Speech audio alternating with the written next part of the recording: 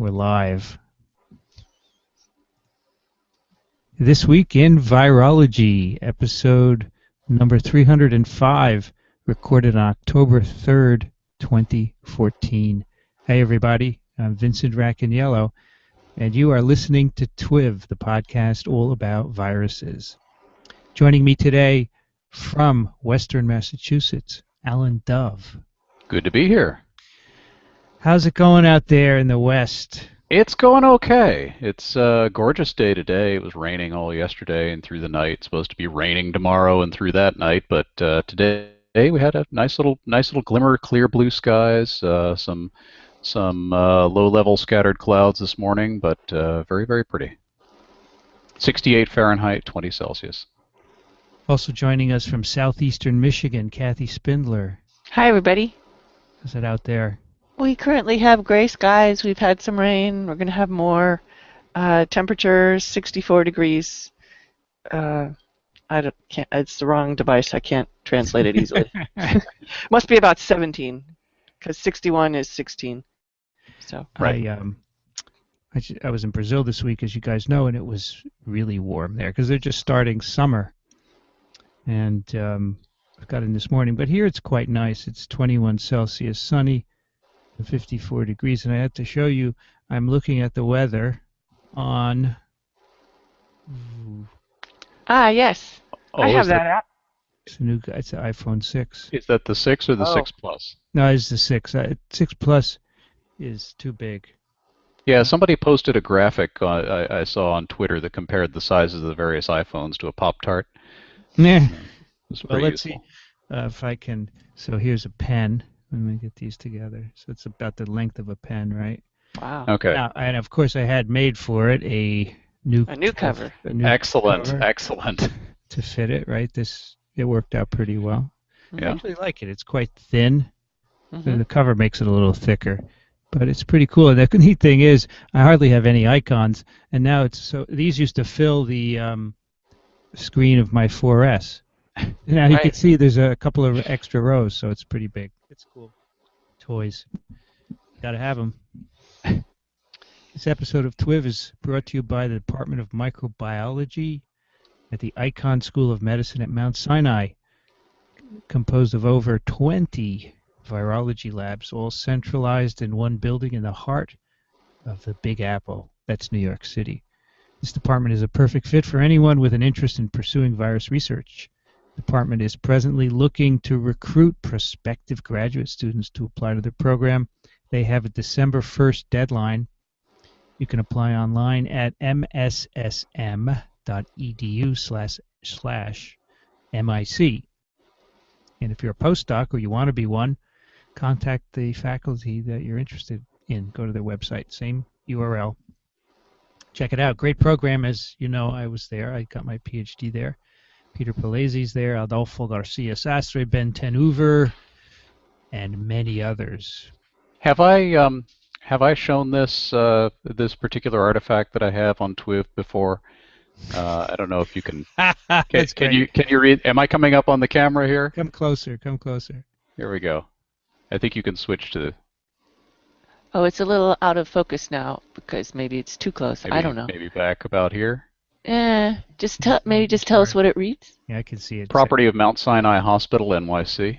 Oh. So I took that from Mount Sinai when I was a student, and I was using it in my office at Columbia, and I guess you pinched it or something. I seem to have ended up with it somehow, yes. It was probably at the lab. I probably had a couple of them, yeah. It's pretty funny.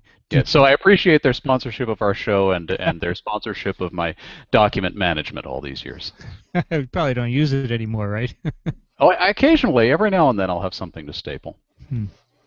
So, Alan, you went to grad school in New York City. Is that a good place to do that? It is, yeah. And I knew some folks at Mount Sinai, and it's in a nice part of town, actually in a nicer part of town than Columbia. Didn't you meet your current wife at a meeting at Mount Sinai? I did, yes. It was a viral pathogenesis meeting at Mount Sinai where Laura and I met.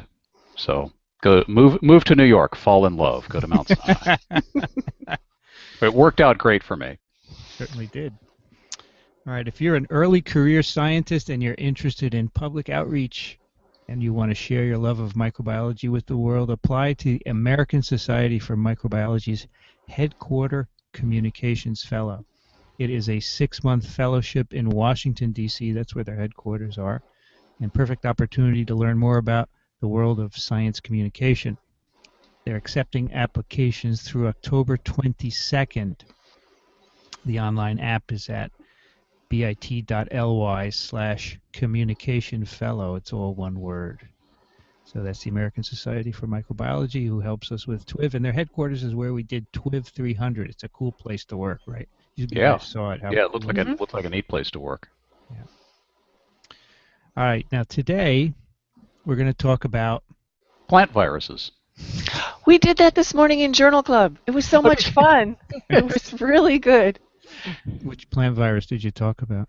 Oh, it had a really long name, and the acronym was also long. It ended in something like SBV, but there were 3 letters before that. Don't recall. Plant viruses often have really funky names. Oh yeah, something rice black. So it had B and R. Yeah. Anyway, it's good. Actually, we're not going to talk about plant viruses because we got a lot of follow-up about our last episode, which was about Ebola virus, and things have been happening that we need to talk about. Yeah. So we are changing the name of this podcast to This Week in Ebola Virus until further notice. Just kidding. We have here at TWiV we have a sense of humor. Yes. All right, the first, this is for Kathy. Why don't you read this one, Kathy? Sure. Taylor writes, Taylor was one of the students in our virology class last spring. Hi, Dr. Spindler. I was hoping you might be able to clear up a few things that have been bothering me lately. In keeping up with the Ebola outbreak, I've been considering the nature of negative-strand RNA viruses. Is this a particularly nasty group, or is my judgment biased in light of the current epidemic? As a quick aside, why isn't it sufficient to target viral RDRPs? Is it a matter of drug delivery? I've been wondering about the evolutionary relationship between this group with their hosts, and given the nature of the necessary transcriptional machinery, it seems quite unique. Do you think that viruses share a common ancestor? If so, would it be nonsensical to assume the ancestor to be negative-sense RNA viruses in light of the RNA world hypothesis? Thanks for your time and consideration. So I wrote back to her, but I asked if it was okay if we could talk about it on TWiV because I thought it was a good set of general questions. And with respect to the negative-sense RNA viruses, it does seem like they comprise a lot of the nastiest ones. If you think of the filoviruses, the arenaviruses, rabies, influenza, the bunyas. But that being said, there's some plus-strand RNA viruses and some DNA viruses that I wouldn't want to get either. But so I don't know. What do you think? Well, you know, so this sort of came up before. I've mentioned in my should be a plus-strand RNA virus because you're naked in the capsid, you get in the cell, and the cell just copies makes protein. You don't have to have an RNA polymerase in the virion. It seems easy, but all viruses are not plus-strand RNA viruses. Yeah, especially with Ebola, Marburg, and Lassa, a lot of negative-strand viruses are pathogens, but I think that we haven't cataloged all the viruses out there, so I think it's a bit premature there. But I think it's an interesting question. Would it be the ancestor? So my view of the ancestor of all viruses, in fact of all life, is I think there were RNA molecules replicating in cell-free solutions. Ages ago, there were probably there was no protein coding stuff yet. They just could replicate. And so maybe they were negative strand in a sense because they didn't encode anything. And then I don't know how they got to be cells. It's really a tough jump. But so not coding for anything might have been. Now, of course, negative sense means the complement of the coding strand, so I'm not even sure that that's correct. I do think that RNA is the ancestor to everything. That's an interesting point about how would you know negative sense in the RNA world, since it's defined in terms of protein coding. So here's a kind of example. Viroids are small RNAs that infect plants and they cause disease. They don't encode any protein. So they're not plus, they're not minus, but yet the people in the field call the viroid plus strand and its complement the minus strand when they talk about replication, because it's actually replicated by cellular DNA-dependent RNA polymerase.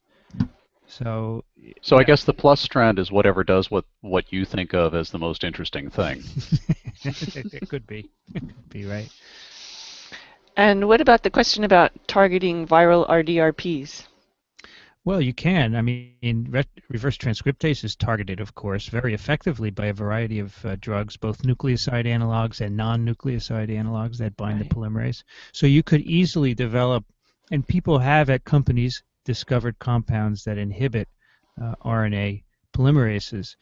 The problem is the mutation rate is so high, just like for HIV, that you get resistance very quickly. So you really need multiple drugs together. So the some of the new inhibitors of hepatitis C virus are RNA polymerase inhibitors, right? And they're being used in combination with interferon and ribavirin. And as new inhibitors come up, protease inhibitors, they will be used in combination. So it's fine to target it. It's not a problem with drug delivery. It's just a matter of monotherapy is not going to be useful for very long. Right. Is that is that basically what you told her? Mm-hmm. Okay, Alan, can you take the next one? Sure. Adam writes, "Hello, Twivsters. Last week you discussed a study that found that 2% of sampled dogs in France were seropositive for anti-Ebola virus antibodies. Like you mentioned on the show, this is almost certainly cross-reactivity. What you might not know, however, is that there may well be filoviruses in Europe, just not Ebola viruses. Lovu virus, I love you virus, LLOV, was discovered in 2002 in dead insect-eating bats in Spain, Portugal, and most importantly for us, France. Though it has not yet been isolated, the genome has been sequenced with the exception of the 3' and 5' untranslated regions, and it's been proposed for inclusion in the family Filoviridae in the genus TWiV virus. It's not conclusively known to cause disease in bats or humans, though there's some weak evidence suggesting pathology in bats. Interestingly, humans frequently visit the caves in which the dead bats have been found without any known cases of the disease. It may well be that the seropositive dogs were exposed to LLOV, and the antibody used for the study cross-reacts with LLOV to some extent. I've included a link to a relevant paper in PLOS Pathogens, which of course is open access, like everything should be. So Adam sends this link. So, Alan, if we were talking about this paper, the name of the episode would be "I Love You," right? Yes, Yovi virus. Yeah. I'm sure it's not pronounced that way. No, it's. I think we might have done this in an old TWiV. This is partially from Ian Lipkin, the discovery of this filovirus-like. What were you going to say, Kathy? Just going to say that the genus name TWiV is the Spanish for cave, I believe, because the virus was found in Lovu Cueva, or Cueva Lovu, whatever. Yeah. So this was found in bats. These bats had been dying off, so they went in and got some carcasses, and they isolated this from them. They did PCR, of course. They didn't get infectious virus, and they also could find viral RNA in individual organs. There seemed to be pathology in the organs in the bat, suggesting that this might have been responsible for their death. But to date, nobody has a virus replicating. Now, and people have also found filoviruses in insects, right? There was something with leafhoppers a number of years ago. I don't know about that. Yeah, I just pulled up the paper on PubMed. Filovirus-like particles detected in leafhopper. And yeah, this is just detecting particles by electron microscopy, I believe. So that's not very definitive. Never mind. Well, but But if they're in insects, I would expect them to be in bats. That's the whole way to get that across. So I guess it could be that the dogs got exposed to that virus, etc. Yeah. Yeah. Or just cross-reactivity with something completely innocuous. Yeah. So this phylogenetically, this is ancestral too. That and the current Ebola viruses have a common ancestor. Anyway, it's pretty cool. Thanks for reminding us of that. Thank you. Next letter is from Alan. It's not from you, right, Alan? No, this is definitely not me. Hello, But spelled the TWiV. same. Yes, he's spelled correctly. Thank you, Alan. Hello, TWiV doctors. I listen to many podcasts, but never miss a TWiV. Thank you for your excellent work. That's another good title. I never miss a TWiV, because everyone says that. A lot of people do, right? I do have a couple of questions. Up till now, you've answered them all. Estimating CFR, case fatality ratio. Please use something other than naive CFR when characterizing the threat of Ebola infection. So let me pause. Case fatality ratio, of course, is the number of deaths divided by the total number of diagnosed infections. So for H5N1, the WHO has a set of criteria that say you have H5N1 infection, so that would be the denominator. The numerator is how many people die. So people get sick, they come to hospital, they get diagnosed. If they die, they're in the numerator. So that's the naive CFR. Because sometimes you don't always know the number of deaths. You may know the number of sick people, right? But if they haven't died yet, then you don't know that. And you may not know the number of sick people, because people can get sick and not show up at the hospital. Yeah, that's a problem also, right? Of course, the real cool number is the fatality rate or ratio, which would be the number of deaths over the total number of infections. Right. And that's really hard to get, right? The total number of infections. To do that, you need serology surveys of people who aren't sick, right? Which maybe when this epidemic in West Africa is over, maybe we'll have that. That would be really interesting. So anyway, Alan continues, maybe we need a new number based on the facts. Since we do know the number of deaths and the number of recoveries, but not the outcomes for current patients, why not use those two numbers alone, i.e. deaths over deaths plus recoveries, he'd like to call the estimated mortality rate. This number would be a new patient's true risk as opposed to naive CFR, which is misleading at best during an exponential outbreak.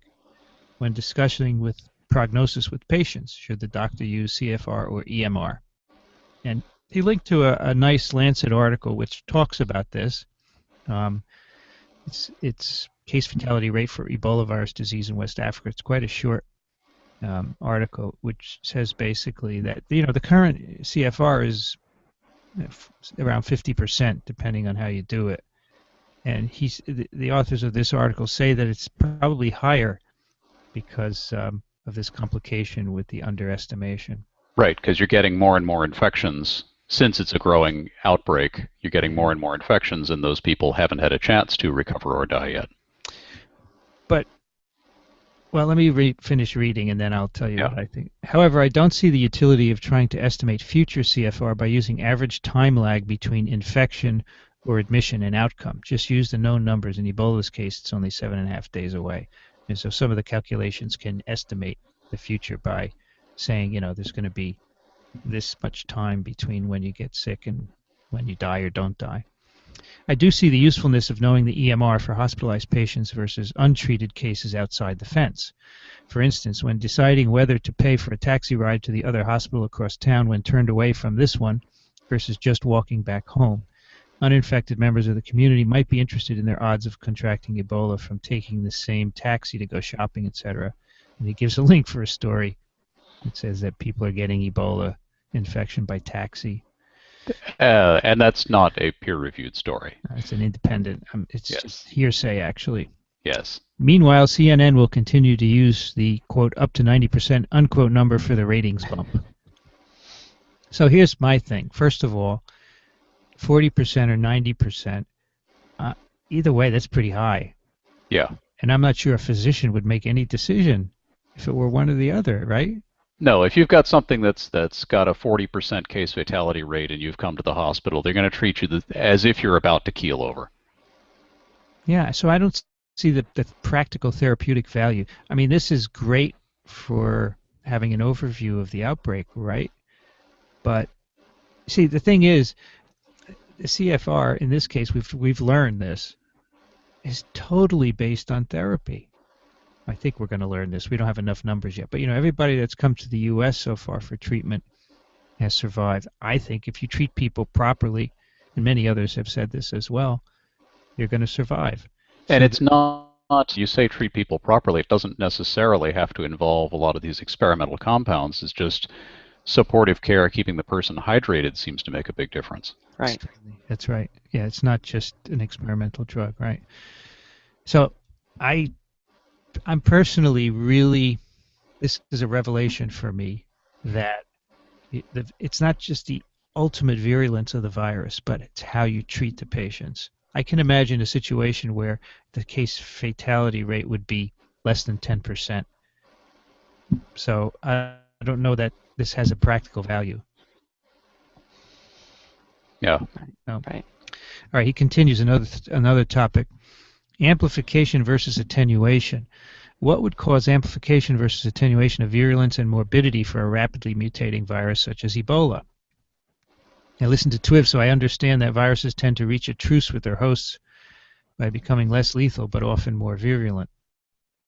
On the other hand, I'm aware of laboratory studies that pass infections through multiple generations of hosts to amplify the infectious agent's ability to infect enormously. Ebola already seems able to infect with just one or two infectious particles, so where does it go from here? So virulence and lethality is really, they're both part of the same measure, both part of the pathogenesis of the virus. So I don't know what you mean by less lethal or more virulent. Less lethal, less killing less, but replicating more, maybe? Is that what you think he's talking about? Yeah, I'm not sure. That puzzled me a little too. Yeah, I'm not sure what we said that that led him to conclude that that's what we meant. But um, I think the prevailing view in virology and other infectious disease fields is that you don't necessarily get a truce with the host. It depends on what's in the best interests of the pathogen. So you can have things that evolve to the point of, like tapeworms or CMV, where it ends up being a benign infection in most cases, and that happens to be the best way for those pathogens to spread. Mm-hmm. Um, and you look at something like yellow fever virus, which has a very high fatality rate, and it doesn't seem to be bothered by the fact that it often kills its hosts, probably because it drives the host's fever way up and incapacitates them, which makes them more likely to be bitten by mosquitoes, which makes the virus more likely to spread. So it doesn't matter if you're yellow fever virus, you don't need to have your host up and around and walking or even surviving for very long. You just need them to preferably be bitten by a lot of mosquitoes. Whereas if you're CMV, you'd like your host up and walking around so they can give you to other people. I mean, as you can see with Ebola, even though it incapacitates its victims, they still transmit the infection because people are taking care of them, and it's spread by contact. So that's Yeah, quite. it's almost a healthcare vector disease. So we have this general idea, and this is a totally human interpretation, that a virus should evolve to be maximally infectious and minimally virulent, right? Because you don't want to kill the host. But in fact, we rarely see that. The example of the introduction of myxoma virus into Australia to kill the rabbits. First year it was 99% lethal, and then over subsequent years, the rabbit and the virus evolved, and it dropped to 40%, but that's still quite lethal. Right. And in terms of human viruses, I don't know of any where we've seen this trend because we haven't been studying them long enough. Now, HIV was introduced into people relatively recently. So if we study that for another 50 or 100 years, maybe we'll see a trend. Maybe it will become better adapted to humans and cause less disease. But a priori, as Alan said, I don't know why it has to do that. Now, Ebola, what would happen with Ebola? So Ebola transmits quite well by contact. What kind of evolutionary pressure would make sense for it? I mean, I don't know. It seems to me that it does quite well. I mean, it could become more infectious because the reproductive index is only between 1 and 2, but I don't know. I've never seen a virus do that, so I'm not sure. So this is a virus that transmits about as well as hepatitis C, and it's direct contact. And I mean, you say it does quite well. It's certainly doing well in humans in this current epidemic, but that's not, as far as we can tell, that's not its natural host. Yeah. So this is a virus that has its own thing going on, probably in bats, where it has probably been for a very, very, very long time. And whatever it is that drives Ebola replication in that host is still going to be in the virus's interest. So what is in the virus's interests in humans? Is it even in the virus's interest to be in humans? Yeah. Given that, I mean, we say it spreads readily by contact, but doesn't spread readily by any other means. And as soon as you have contact precautions taken in a place, that's the end of its transmission route. So I don't see that there's a lot of selective pressure for it to do anything, really. Right. If all the bats went away, in other words, if it lost that host, then maybe there would be some reason for the virus to then go through a different course of evolution in other hosts like people. But in the absence of bats going away, if we were to snuff out, as has happened in the past outbreaks, if we snuff out this Ebola outbreak, then it's a dead end for Ebola until the next zoonotic transfer. And if the bats do go extinct, which is always a possibility because more and more species, especially bats, are being driven to extinction, then the virus wouldn't know that that was happening, so to speak. And I don't think that would add any pressure to adapt in humans either. The most likely scenario is that the virus would go extinct with the bats. Yeah. This is a disease, just to reiterate for people who are just tuning into TWiV. This is a social disease in the truest sense. It's a disease that is spread by social conditions in which you have some of the trappings of modern healthcare, meaning a hospital that people go to, but you don't have any of the functioning administrative or government structures that would proper procedures and proper staffing for that facility. And then that becomes the nexus of a whole bunch of infections, and then people get afraid of the hospital. And so this is a social phenomenon, really, more than a virological one. Yeah, and there's actually a good article in NPR Shots on the reproductive index of Ebola virus, or what's called R0, which we've talked about. How many people on average during an outbreak will be infected by a single infected person? So for HCV, as Alan mentioned, it's 2. For Ebola, it's 2. HIV is 4. The best ones are like measles, which is 18. And that's probably in part because it's spread by aerosol. Yet HIV is done very well at 4. Right. So, Right. Yeah, that's a really effective graphic. the graphic is wonderful, yeah. I just kind of skimmed the rest of the article because I thought the graphic just told the whole story. Yeah. Now, reproductive index, I had a little discussion with Lynn Enquist at the airport yesterday. So this is a number based on an outbreak. You trace back the infections to the person they got it from, and you say, oh, this person on average during an outbreak can infect 1 or 2 people. That's where the number comes from. But it's an average during an outbreak. It doesn't mean that a person cannot infect more. And in fact, we've seen examples of one person infecting 5 or 10 other people. That's fine, but the point is that on average in an outbreak, it's going to be, 2 for Ebola. Yeah. And along with that article, which we'll link to, there has been it is another article in PLOS Currents where they estimate the reproduction number based on the numbers in the outbreak today. And they use various mathematical formulas. They make assumptions which they say could influence the outcome, but their number is, between 1 and 2, just like it's been previously determined. So it fits in quite well. All right, back to Alan's letter. All the way up. Listener pick now. Listener pick, updated daily, linking to articles and giving brief summaries and some commentary. Started during H5N1 outbreak and expanded to include all disease outbreaks. Excellent site. It's called H5N1 by Croft is the guy's name. And Oh, yeah. Croft is a graduate of Columbia University. And we picked this, we picked this in TWiV. It's very good. He just combs the literature, the outbreak news, and puts all these little quotes from them left and right.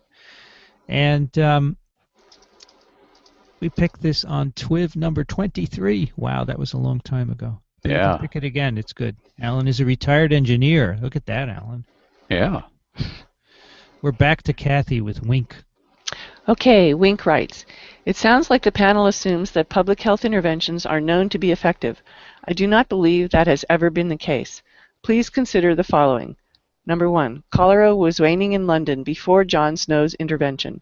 Dr. Snow wrote, the attacks had so far diminished before the use of the water was stopped that it is impossible to decide whether the well still contained the cholera poison in an active state. 2. Deaths from influenza the year of novel H1N1 were the same as usual, around 36,000, despite enhanced public health efforts. 3. Polio was controlled thanks to university research and ethical pharmaceutical production. 4. The incidence of HIV in the United States is remarkably constant, about 60,000 new cases, while prevalence steadily rises. If I knew of any clear public health success stories, I would list them, but I can't think of any. Flush toilets. Yes? Rural electrification.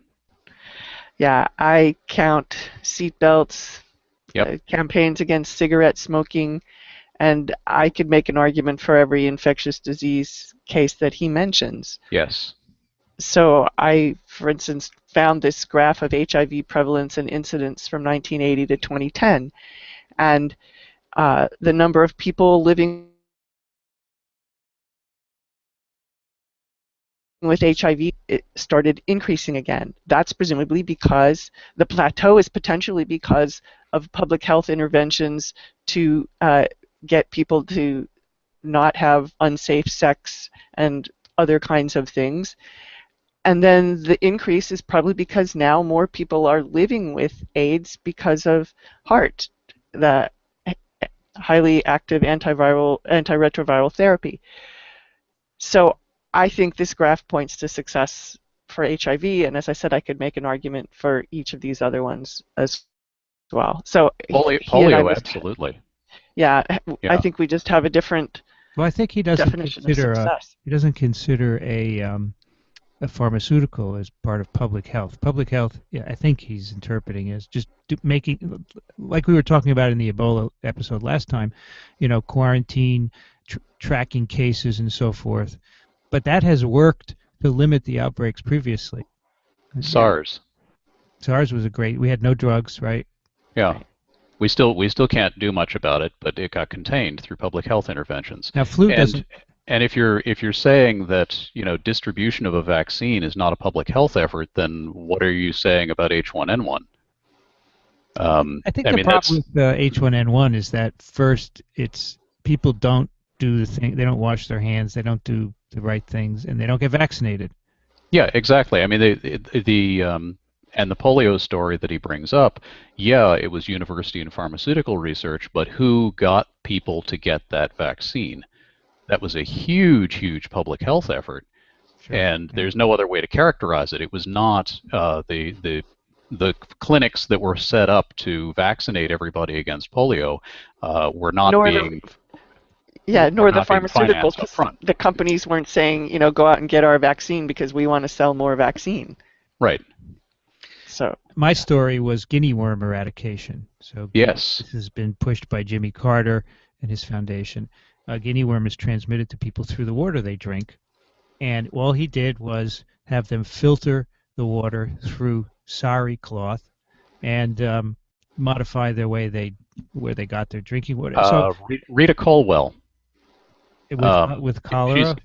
Yes, she's the one with cholera who figured out the same thing. Probably predates the Carter Foundation's work. She figured out that if you filter the water through 4 layers of cloth, you eliminate the vibrios because they're attached to plankton in the water. Yeah. So yeah, and that was successful, and where it's consistently implemented, it's continued to be successful. Okay, Alan, can you take the next one? Sure. Topher writes, Greetings TWiVers. My name is Topher, and I'm writing in response to Dawn's email on episode 304. Dawn, it seems to me you haven't listened to TWiV very much. It is also very apparent that you haven't listened to episode 297. If you had, you would have heard their well-researched and in-depth discussion of Ebola. Additionally, you mistook a desire for accuracy for a complete lack of knowledge. I'm 100% sure they could have all given you an estimate of the incubation period pretty darn close to what it is, which Vincent actually did. There is a difference between not remembering what kind of fruit a tomato is and not knowing what a tomato is at all. In the desire for an accurate statement, he asked if they remembered, which led them to them looking it up. This desire for accuracy, even in an off-the-cuff statement, should be applauded, not denounced. It also seems you might have a certain expectation of what the discussion of Ebola should sound like, one that is likely informed by media coverage that is all too often suffused with misinformation. You really should have listened to more TWiV before you wrote in. I might have been more inclined to agree with you, except, damn, for you to not know the difference between a lack of precision and complete ignorance, simple things you don't even know, this is borrowing language from Dawn's letter, maybe you should stick to writing into podcasts you know more about, i.e. not TWiV. Thank you, Topher. I'm afraid Dawn isn't listening anymore. Probably not, but... All right, Peter writes, Dear TWiVers, many thanks for the excellent podcasts. I've only relatively recently been switched onto them and am still catching up. I have really been impressed with the way you have covered Ebola, or should I say Ebola virus disease, EVD. When I say impressed, I don't mean to give the impression that I'm an expert, but rather I can appreciate how you strike a balance in your discussions. I'm not part of any response to EVD, but I do, as one part of my day job, give infection prevention and control advice to care homes, as we are approaching norovirus season, and following your discussions on EVD transmission, I got to wondering what allows some viruses to gain entry to the body via mucosal membranes, like Hep B and C, and others to stick to a fecal oral or vomitous oral pathway like norovirus, and how can EVD do both? While I'm clear and agree with you about EVD transmission, there's no evidence of airborne transmission. Maybe using the terms vomitous oral or vomitous mucosal pathway allows people to draw a clearer mental picture. Crystal clear, thank you. And on the subject of vomit, may I suggest the following video clip as a listener's pick of the week, which shows on 2 levels why viruses in vomit are so transmissible, their spread and difficulties in cleaning up. Yes, this is the Vomiting Larry video, which I picked in TWiV 233, and it's really effective to show my class, too. So good for Peter for reminding us about that. Keep up the great work. By the way, the sun has just broken through the clouds, and it is a pleasant 20 Celsius and 75% relative humidity. Pete's over in England. Why viruses are transmitted? Well, that's a very good question. It has some to do with where they replicate, right? If you're replicating in the intestines, like polio and norovirus, you get spread by fecal oral transmission, or vomit. Could be both. You know, hepatitis B and C mostly used to be transfusions, and now IV drug use, and probably also for Hep B during birth. But those are unusual. They've evolved to be produced that way, to transmit that way, because they replicate in form of viremia, which allows them to be spread by that route. So that's why HIV is spread by the blood supply as well. EVD can do both. So I view EVD as it's just replicating everywhere, and the virus is coming out both ends. It's in the skin, it's in sweat, it's in mucus, and why it does that is anybody's guess. I view it as, in the bat, it's nicely adapted, and it's got this regulation and this negotiation with the bat. But when it gets into a different host, all that's gone, and it goes crazy, and it replicates everywhere. But I don't know. I'm just speculating. Yeah, I think a lot of this has to do with this not being the natural host. Yeah. And up until now, humans were mostly a dead end for Ebola. Yep. Kathy, you're next.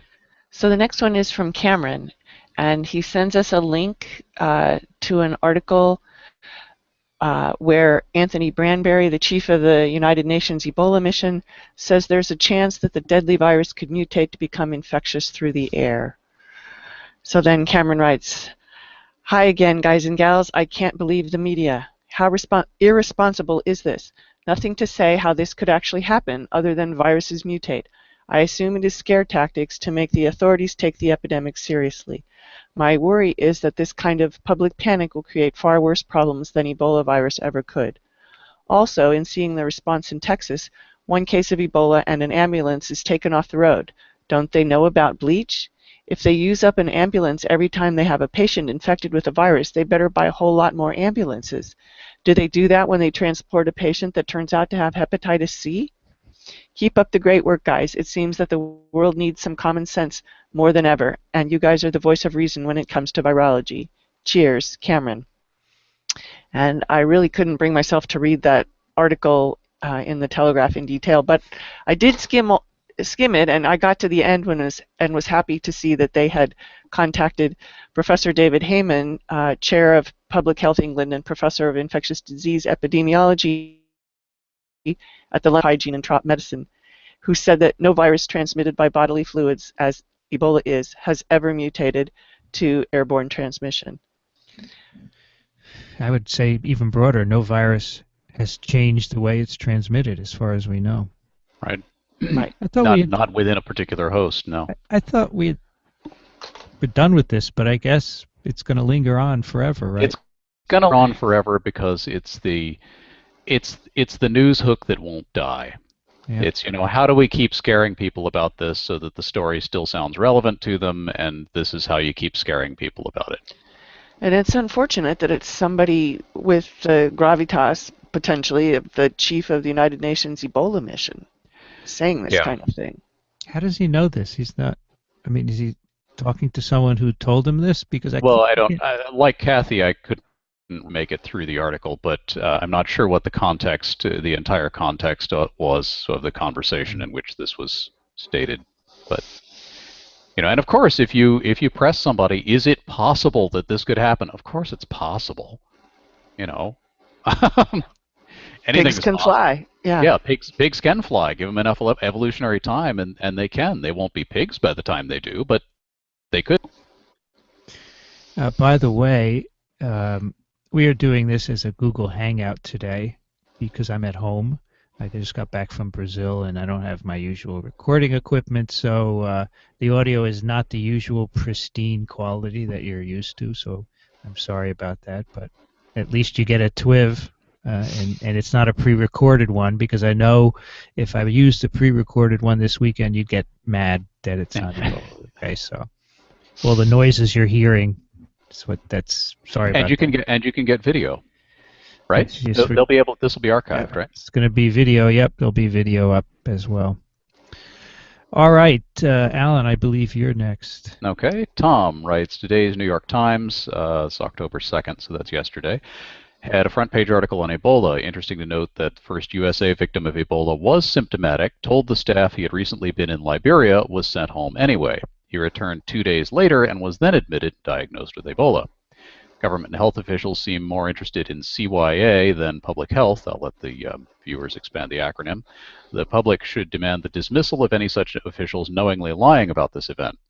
While quote-unquote experts claim that Ebola is only transmitted by contact with bodily fluids from an Ebola victim actually demonstrating symptoms, they also claim to be running around wiping down surfaces with what is apparently an alcohol-based hand cleaner.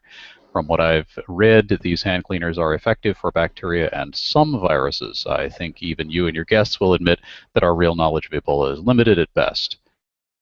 Kathy, you wanted to interject something here. Well, I would just beg to differ with our real knowledge of Ebola is limited at best. We have quite a bit of information about it since its discovery in 1976. We know that it's an enveloped virus. Treatment of enveloped viruses with ethanol can be efficacious if you have a high enough concentration of alcohol, and especially if you have a mix of ethanol and isopropanol. I don't know exactly what Tom is referring to, but yes, the non-enveloped viruses, such as norovirus, the ethanol-based hand cleaners aren't going to do anything at all. But in the absence of anything else, treating for Ebola or something that's enveloped with an alcohol-based solution would be better than nothing.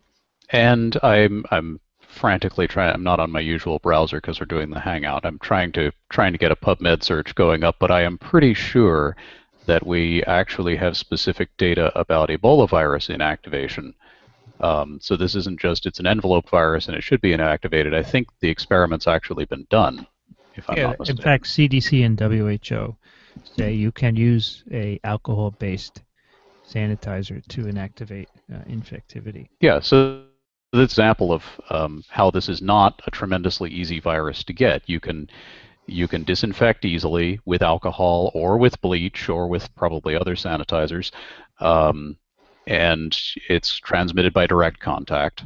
So, all right, I'll go ahead and continue with the letter because I'll have some comments at the end too. So Tom continues, the fact there's no quarantine on people leaving countries that are currently undergoing epidemics of Ebola is inexcusable. The front page of today's New York Times shows a 4-year-old girl lying on a floor covered by bodily fluids from Ebola victims. It shows exactly how far all America's well-publicized efforts to help deal with Ebola in Africa have progressed. What are the 1,000 people we sent to help doing? Or have they even left? What is their mission outside of propaganda showing our efforts to help Africa in the Ebola epidemic? While I agree there's apparently no evidence to indicate Ebola can be spread by airborne droplets, I certainly claim some of the statements, such as the disease can only be transmitted while the victim's symptomatic, is probably based on too limited data sample to be taken as ground truth. All right, we'll get to all this at the end. So let me just get through this. While USA Today lacks the reputation of the New York Times, it's already indicating we're possibly up to 2 American Ebola victims, the second stemming from the so-called first victim of Ebola here in the U.S., with the incubation period being as long as 3 weeks. Who knows what awaits us? Let me reiterate, the first U.S. Ebola victim was obviously symptomatic when he first went to the hospital and was turned away. Your team isn't among the crowd who dismisses Ebola by saying more people die in car wrecks or the flu than Ebola. This misses the point. And yes, millions more die of malaria in Africa, so Ebola is a joke in terms of sheer numbers. Americans don't care about that because malaria is no threat to the average American. This isn't a criticism, just a fact.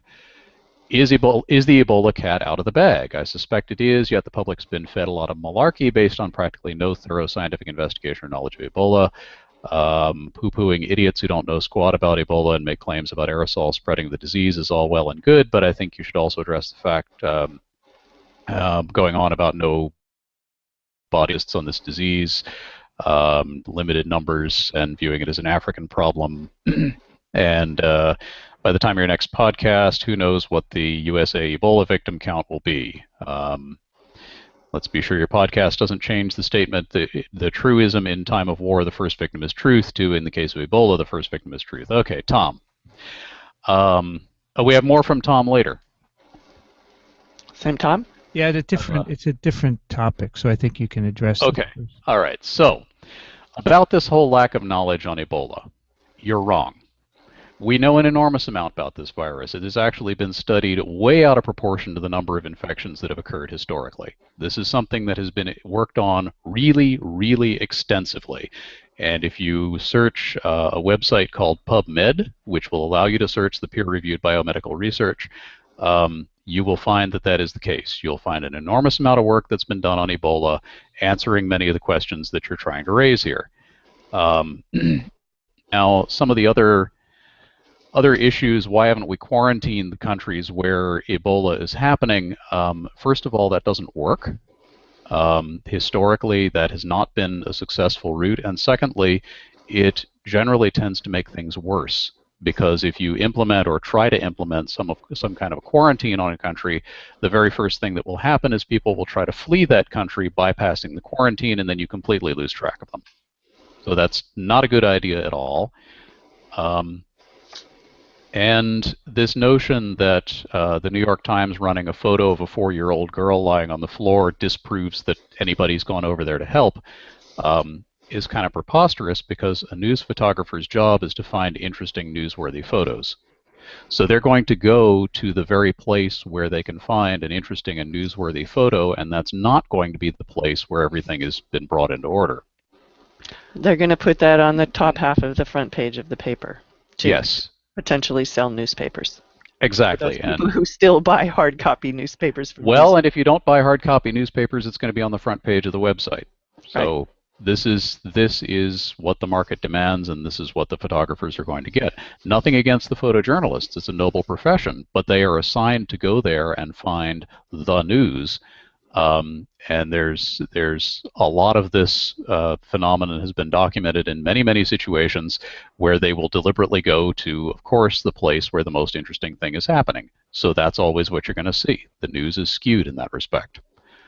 And then this thing with the American Ebola victims and seems to be edging toward this notion that this is going to become some huge thing in the U.S. I think that's preposterous for precisely the same reasons that malaria is not a big deal in the U.S. We have an infrastructure that precludes it from happening. It's not that malaria can't be transmitted in the U.S. In fact, historically, it used to be. This was a huge problem in colonial days. There would be epidemics of malaria every summer. And then at some point in history, it just magically went away. Why? Because everybody installed window screens. So we have an infrastructure that precludes these sorts of problems, and yes, it is a concern that somebody showed up in the U.S., developed symptoms of Ebola virus, has the virus, and was walking around out there, and they're doing contact tracing out of an abundance of caution about that. I just went to Croft's blog just to see what the latest was with respect to this second potential Ebola case, and I didn't find anything about that, but I did find where the spokesman for the United Nations Secretary General says that the UN believes air travel to and from the West African countries should continue. It's very important not to isolate these countries, the person said, as it would worsen their political and economic situations. Aid groups need access to the region. So that's not, it goes along with what you were saying, Alan, that quarantine is not in the best interest. And given that this is a political and economic disease, destroying the economy of Liberia further is not going to be helpful. So let me give you my thoughts on this, because I spent some hours thinking about it. Now, there are many countries that could not handle imported cases of Ebola, as we do. And there are many of them that don't have a good health infrastructure or any kind of preparedness that would let them. And I don't want a dozen countries having imported cases and having their own outbreaks with thousands and thousands of cases. So I thought yesterday that closing down travel except for healthcare workers would be a reasonable approach. Now, if you remember, China did install temperature detectors during the SARS outbreak. And so anyone with a temperature couldn't go out, and that would help, at least in this case. It wouldn't get everyone, because you could still be incubating the virus and not have a temperature. Subsequently, I did read a number of papers that looked at the risk of spreading the virus from Africa. So there's a brand new paper in PLOS Currents, well, it's a month old, assessing the international spreading risk associated with the outbreak in West Africa. So they basically conclude the short-term 3 to 6 week probability of international spread is small but not negligible. The extension of the outbreak is more likely to occur in African countries, thereby increasing the risk of international dissemination on a longer time scale. So I understand that blocking travel has its own consequences, but I'm looking at the cases going out of the country now, and I think this is a real problem. I don't see, and short of really getting it under control in the countries, how are you going to prevent this from happening? So that article says it's a low probability, and then a month later it happened, right? Right. Well, it happened, but and you're saying there are a lot of countries that wouldn't be able to handle this, but I'm not sure there are quite as many as you think. I mean, I keep coming back to the example of Uganda, which is, not a wealthy first world country, but their experience with Ebola, they had outbreaks historically, and hundreds of people died. Then they got a functioning government and a really kind of minimally functioning healthcare system.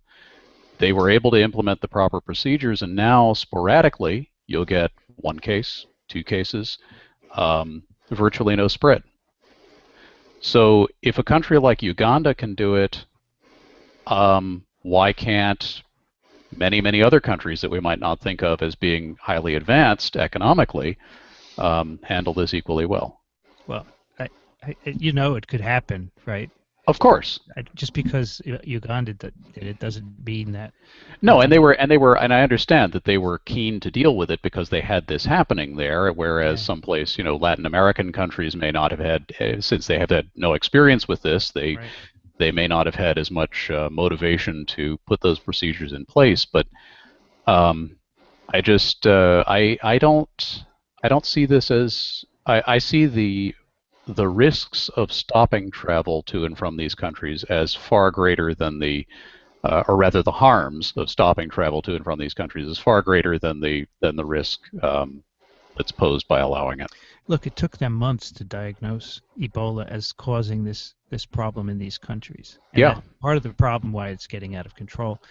And can you imagine it getting into a country that has no experience with handling Ebola, taking a couple of months, and by then it's in hundreds of people, and there's just no way it's going to be stemmed at that point because, as Jeff said last week, then they can't do case tracking anymore. I would hope that at this point everybody kind of expects it. Yeah. Well, in Dallas, the guy said he was in Liberia, and they sent him home. Yeah. Yes. Yeah. Tom, continue. Why don't you continue with Tom? He got on to insects. Oh, okay, yes. Tom wrote again. There seems to be no evidence AIDS can be transmitted by a mosquito bite from someone infected with AIDS to someone not infected. He's referring to HIV, the virus that causes AIDS. AIDS certainly can be transmitted from a hypodermic needle used by someone infected by AIDS. Since I believe far more blood is injected into a potential AIDS victim by a mosquito than a hypodermic needle, I conclude there must be some factor inherent to a mosquito that prevents transmission. I wonder if any research was ever done to see if there's some component in a mosquito that kills or renders the AIDS virus harmless. If so, perhaps this information could be used to produce a vaccine. Are you aware of any such study, or of interest to me why a mosquito does not appear capable of spreading AIDS?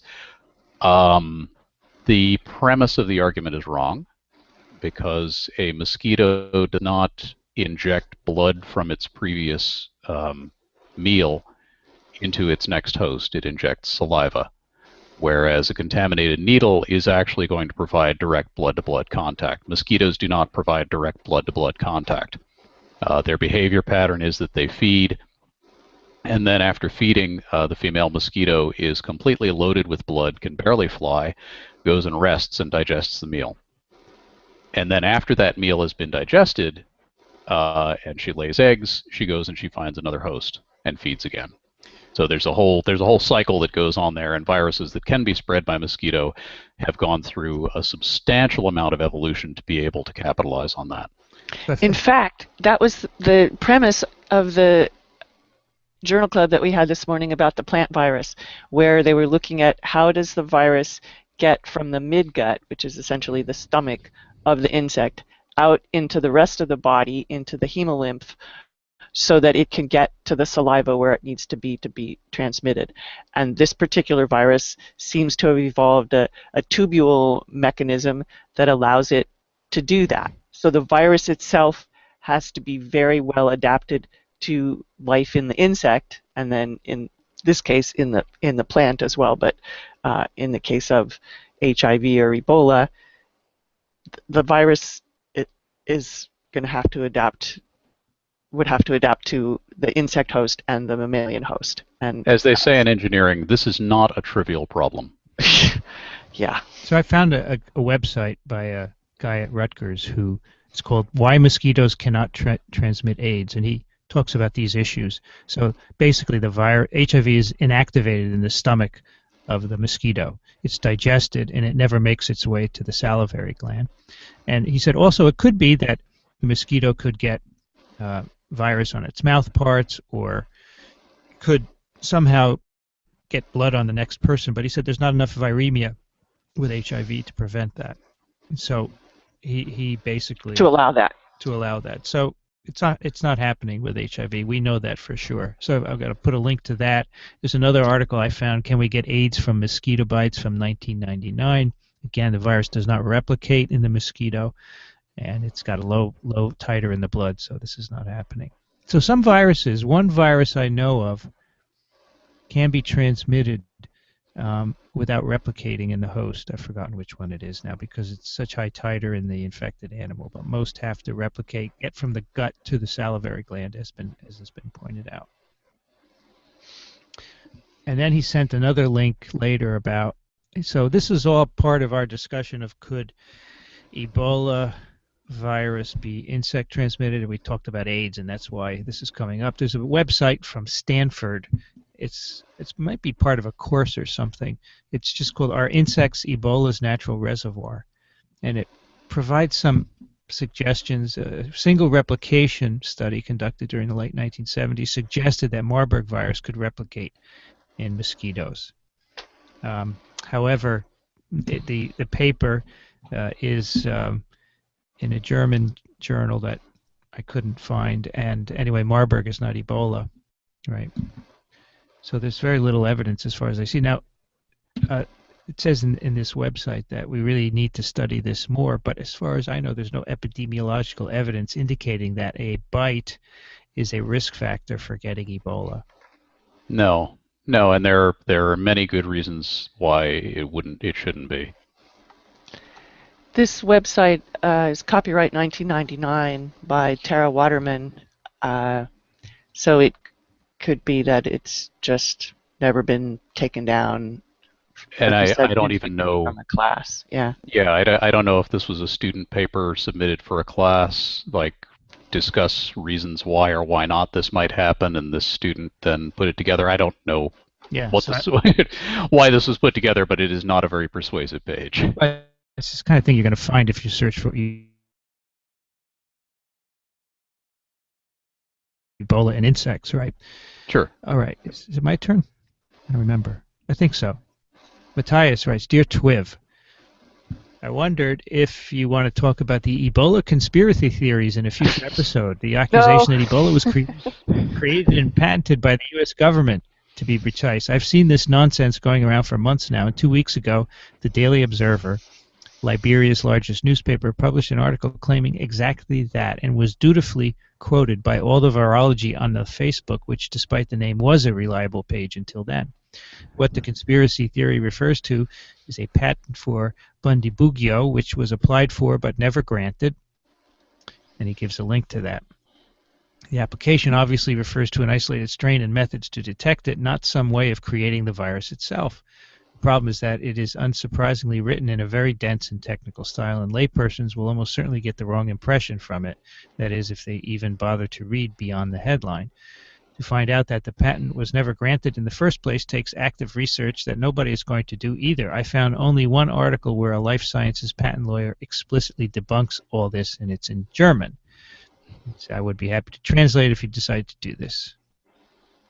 So Bundibugyo is one of the more recent isolates, new isolates, which was isolated by the government of the U.S. in Africa and in Uganda, and the CDC submitted a patent application. It wasn't granted, but they certainly didn't make it. They don't know how to make it. Nobody knows how to make a virus. It's absurd. It's totally absurd. Which is probably why the patent was denied, because you can't patent a life form. Yeah.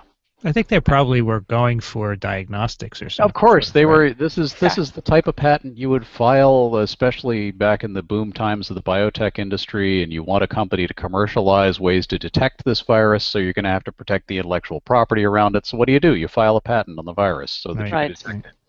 So this, and although it is dense, if you get into the description, it's actually not even that dense. But in the abstract, it tells you that they have compositions are provided that are operable as immunogens to elicit immune response or protection from the challenge by the virus in a subject such as a primate. Inventive methods are directed to detection and treatment of the infection.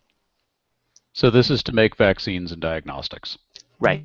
Yeah, it's a standard thing you do. You isolate a virus, you try and do this. You don't get it, you move on. It's no conspiracy. In fact, Cheryl, the next letter said, why did the U.S. government have a patent on Ebola? Why would it want to do that? Well, it submitted one for the reasons we just said, just to try and cover this, but apparently it was not awarded, right, according to Matthias. And even if it was, that would have been fine. Well, I don't know if they would ever do anything with it. I don't know if they would license it to anyone, right? Well, sure. If somebody wanted to develop a diagnostic kit for this thing, and they wanted to take on the risk of doing that, the main risk being that there'd eventually be no market for it.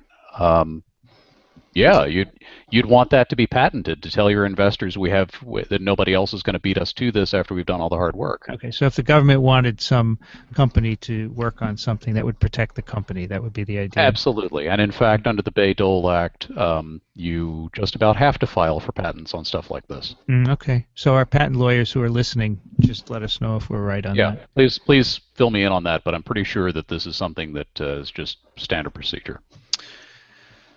All right, we should bring you up to date on the situation with Ebola. So far, 7,157 cases, 3,330 deaths.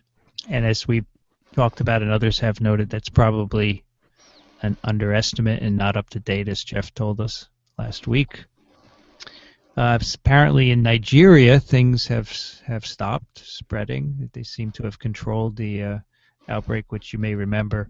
An infected individual went from Liberia to Nigeria, and he exposed 72 other people, and 19 laboratory confirmed cases, 894 identified contacts. So this is what you need to do.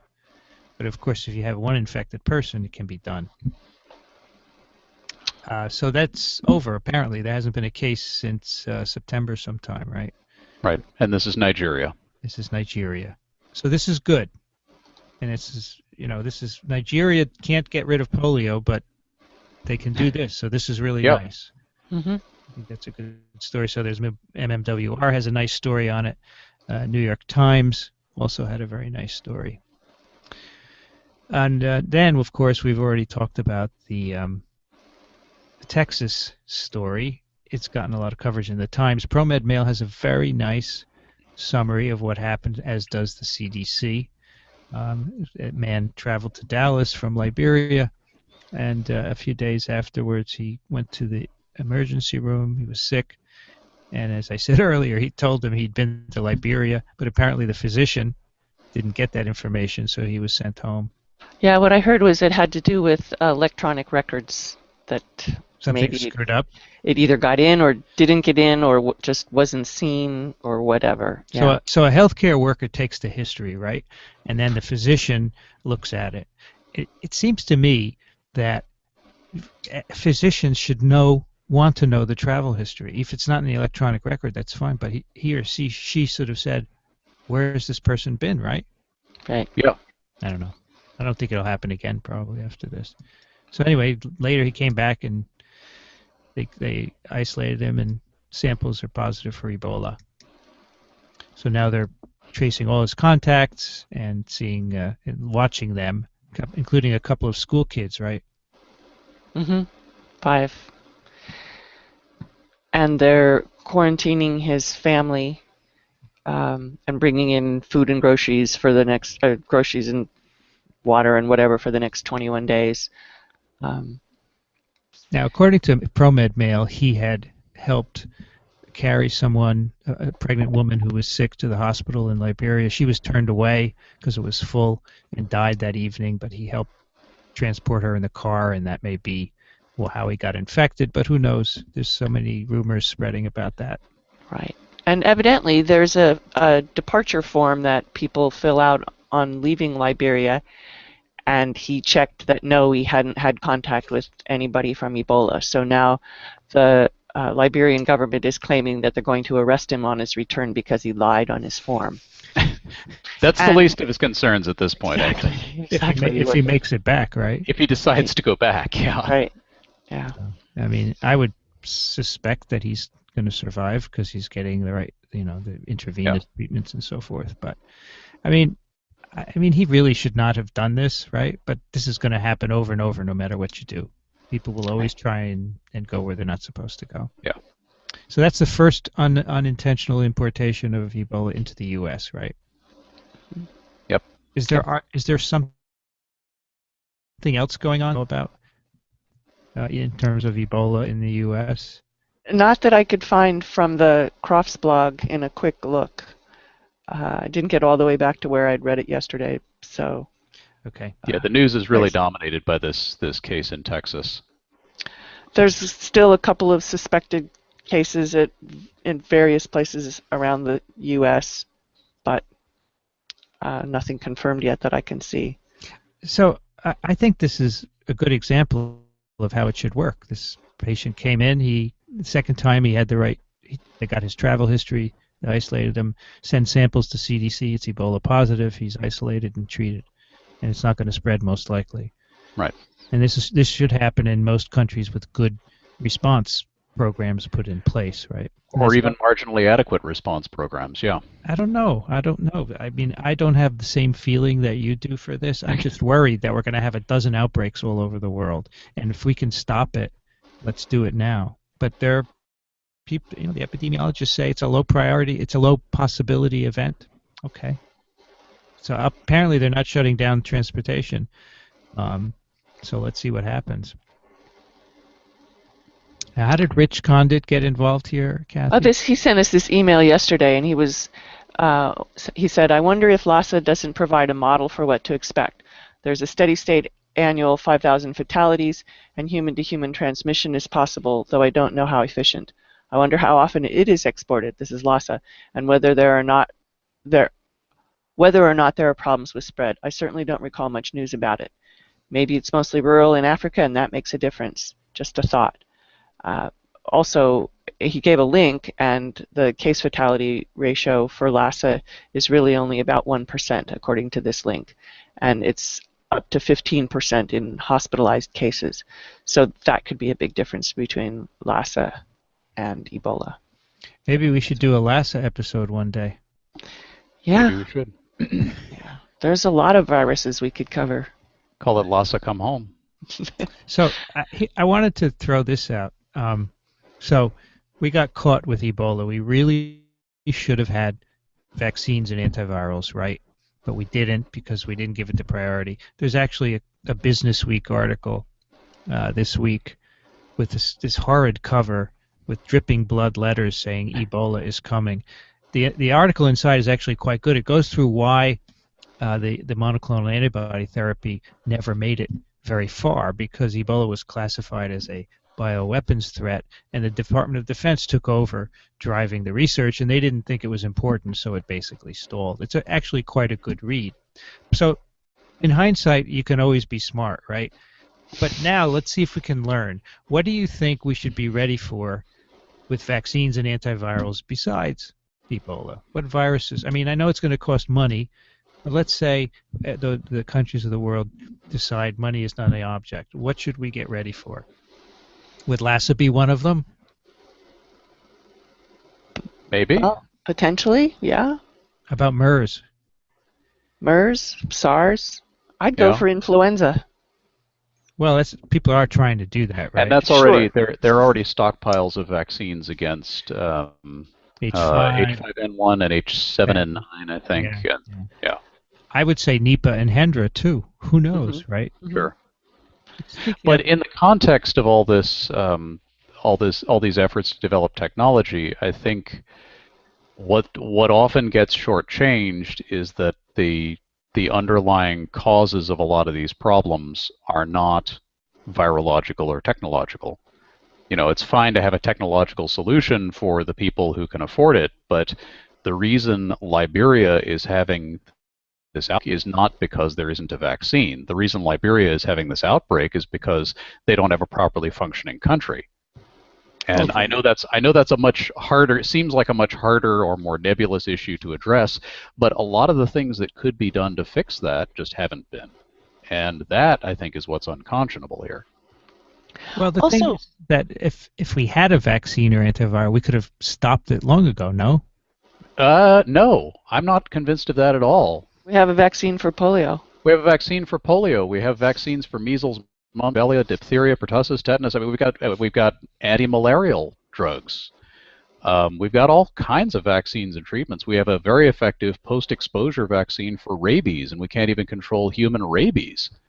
So in why a are we lot of these why are we countries. pushing ZMAP and vaccines now forward if we think they're not going to work? Because we love technological solutions for social problems. You know, gee, if everybody in Africa just had a laptop, then all their problems would go away. So you get the one laptop per child program, and they ship a bunch of laptop computers over there, and guess what? You know, they still don't have an internet connection. Um, I think vaccines and therapeutics are important to be working on. It's just that we have to recognize that that's not going to be the solution to everything. And when Alan right. was talking about, what if somebody with Ebola went to a Latin American country that didn't recognize it at first and wasn't prepared for it because they don't have an infrastructure that's prepared for that, whereas Uganda now does. In some ways, it's a matter of distribution of resources. You spend your resources on what you think is the most important thing, problem that you're going to face. And if in Latin America it hasn't been Ebola, then they're not necessarily going to be as prepared for it. But you can, in terms of preparedness generally, the best thing to do is to get information out there about how you can have multi-use technologies. I mean, the protective equipment to prevent transmission of Ebola is not some sophisticated 21st century iPhone 6 type device. We're talking about rubber suits and gloves here. Right. So these are the types of things you can say, hey, look, everybody in Africa, Latin America, Asia, wherever you are, your country should be prepared to deal with viruses that are contagious by contact. The way you do this is that you have an adequate supply of latex gloves and N95 masks or whatever you decide is an appropriate equivalent measure. These are not hard things to get. They're not hard to stockpile. They keep for a long time. The technology is well proven, and it's usable against all kinds of stuff. So yeah, it's usable against Ebola. It's usable against Nipah or whatever other virus crops out of the wilderness. Just good stuff to have. I think you're probably right about the vaccination because Tom Solomon weeks ago when I spoke with him, we sort of touched on this, and he said, "You think you can just go in there and give everybody a vaccine? They're gonna not like they don't even want to go to the hospital if they're sick." And if we could just go in there and give everybody a vaccine, look at all the diseases we already would have cured there. Yeah. Well, I think this vaccine being pushed is mainly for healthcare workers. Absolutely. They're going to be somewhere else. You're going to immunize them. They're going to take it and then go there and have some semblance of if not worrying about getting infected beyond the personal protective equipment, right? Right. But so our conclusion is that if we had an effective vaccine or antiviral, it would not guarantee that this outbreak would be closed. Right. I am all for doing basic research on these viruses that maybe don't kill a lot of people normally. You never know what's going to happen, and the more we know about the viral world, the better.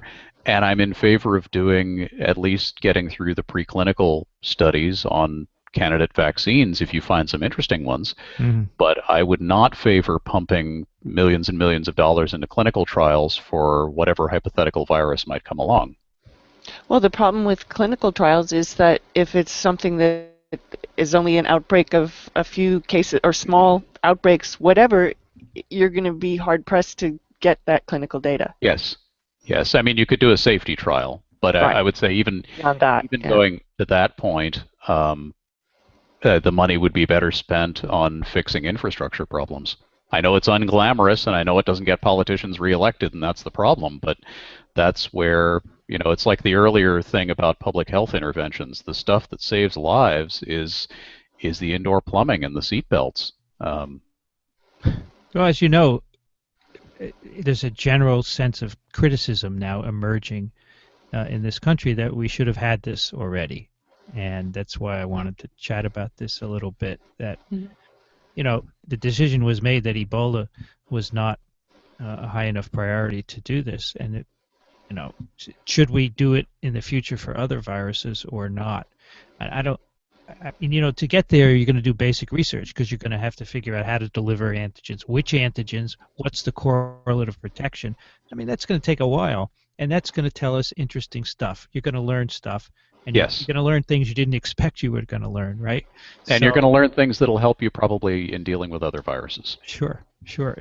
Basically, we need to put more money in basic research in this country. Yes. We don't necessarily have to make a lot of vaccines, but $30 billion a year for the NIH is really not enough. Yeah. Is that a story arc? Yeah, it sure is. I think that has come up a few times. Yes. Sure is. And in fact, we got an article mailed to us today from someone in the department about a New York Times story about funding and young investigators and how there needs to be changes so that we're not demoralizing all of the young investigators. Yeah, we could go there too.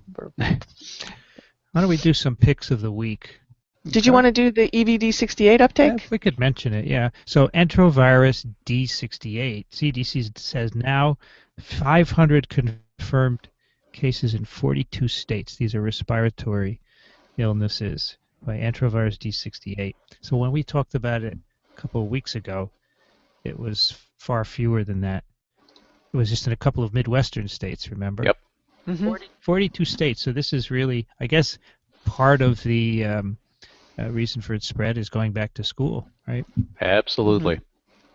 Now, the interesting part here is that there have been 4 deaths.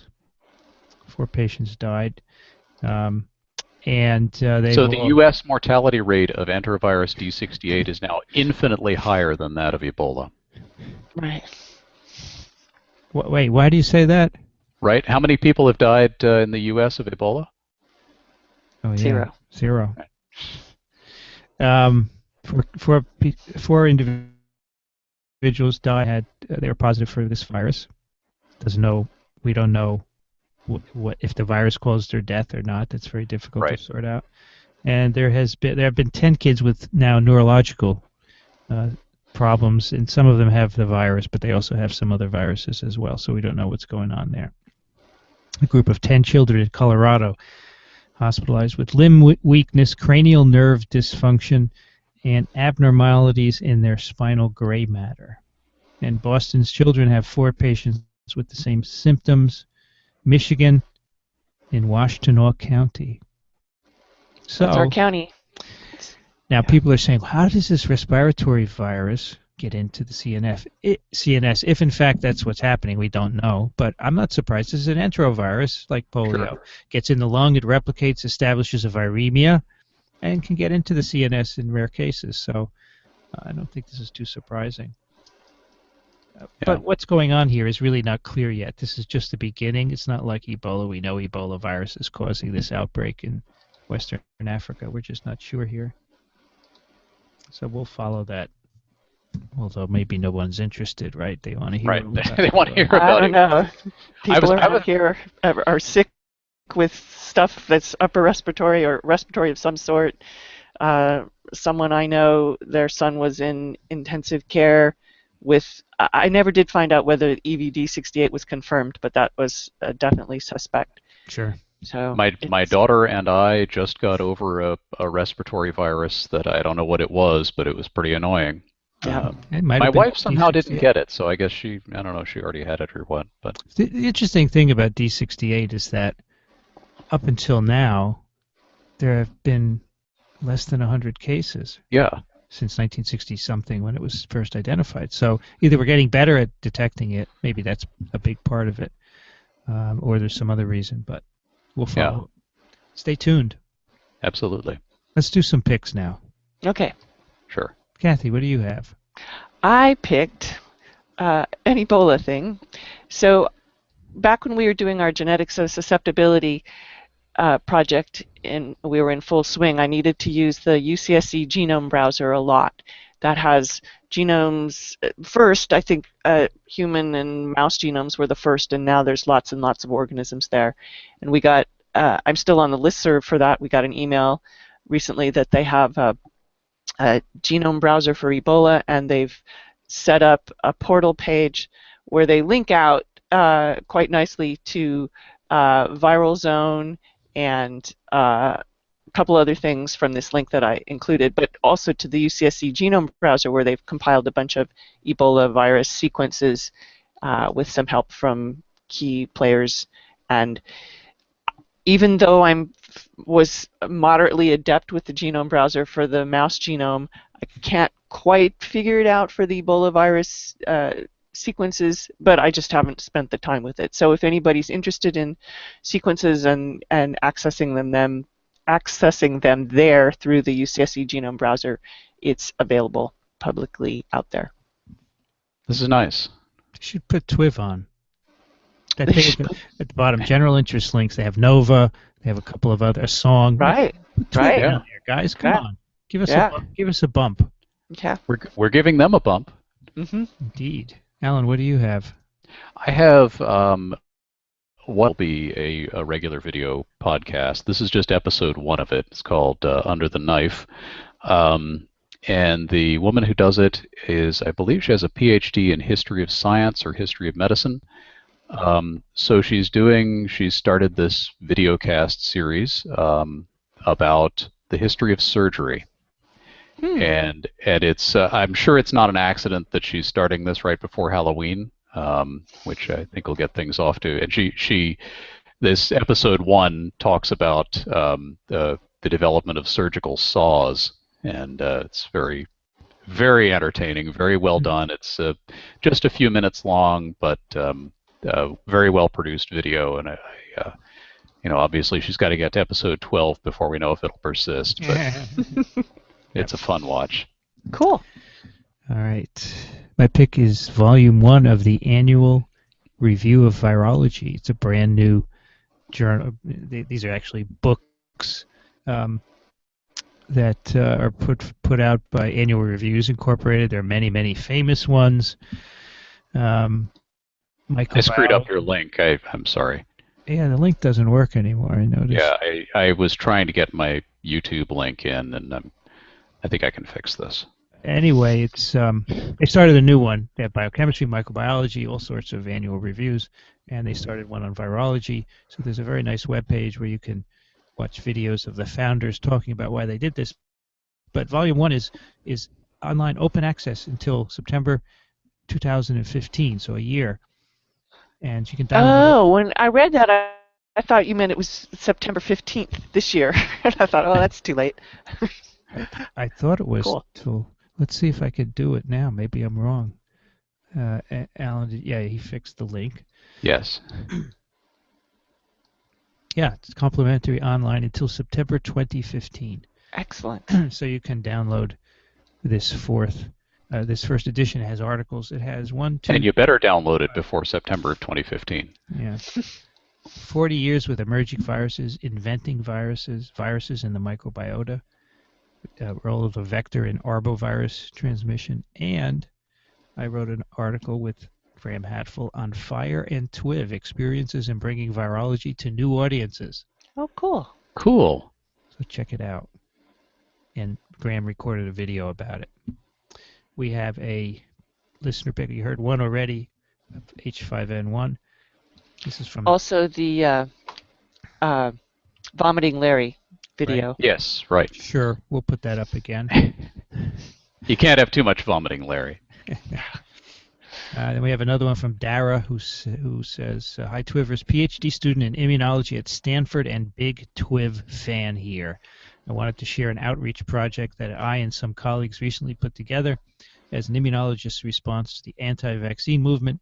It's a music video called I Just Can't Wait for My Vaccine, set to I Just Can't Wait to Be King from The Lion King. It's a fun and informative explanation of a lot of commonly misunderstood vaccine-related concepts. Would love if you wanted to share. We're hoping it'll prove to be a useful educational tool."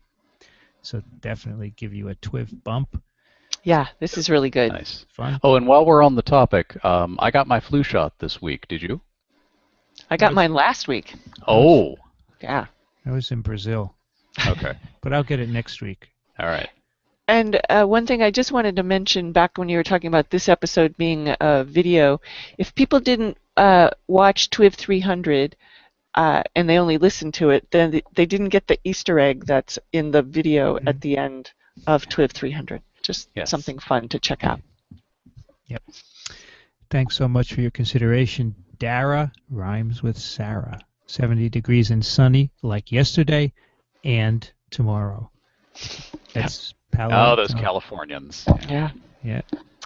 Okay, that'll do it for TWiV 305. In this episode was brought to you by the Department of Microbiology at Icahn School of Medicine at Mount Sinai.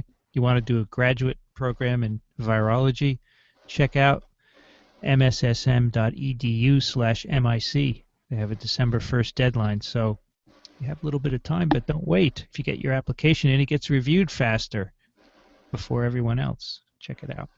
Beat the rush. This episode and all the others will be at iTunes and also at TWiV.tv. And we'd love to get your questions and comments. Send them to TWiV@TWiV.tv. People are really into the follow-up, man. Yeah. They realize they get read if they send it within a week.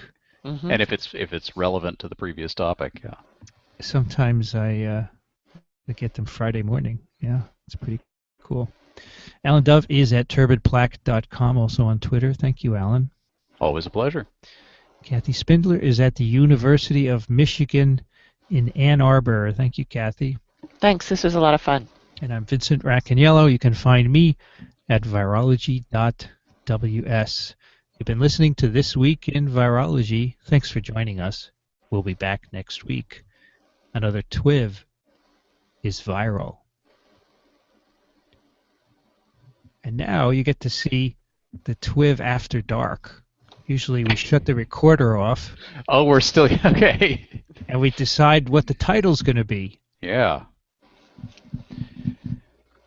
I was so busy setting things up, I didn't have a lot of time to brainstorm for these, but... Well, rhymes with Shinola is pretty cool. It's not offensive, is it? I don't think so. Shinola is now a company in Detroit selling bikes and watches, I think. Yeah. Yes, I looked them up just recently. Yeah. Somebody bought the name. And then we have rhymes with Ebola. We have This Week in Ebola virus. And another one which we can't mention. And Sunny with a High of Ebola. Right. So what do you guys think? Either rhymes with Shinola or This Week in Ebola virus. Yeah, those are the two that I like. You don't like Sunny with a High of Ebola? Or is that too? We might need another one of these or three. Right. Okay. So what did you say? Rhymes with Shinola? Rhymes with Shinola, I think. I like that. That's good. Yeah. Let's do that one. Ebola, Shinola. Ebola, Shinola. Yeah. All right. Okay. Thanks, everybody. Have a good weekend. All right, you too. See you next week. Take care. Bye. Bye.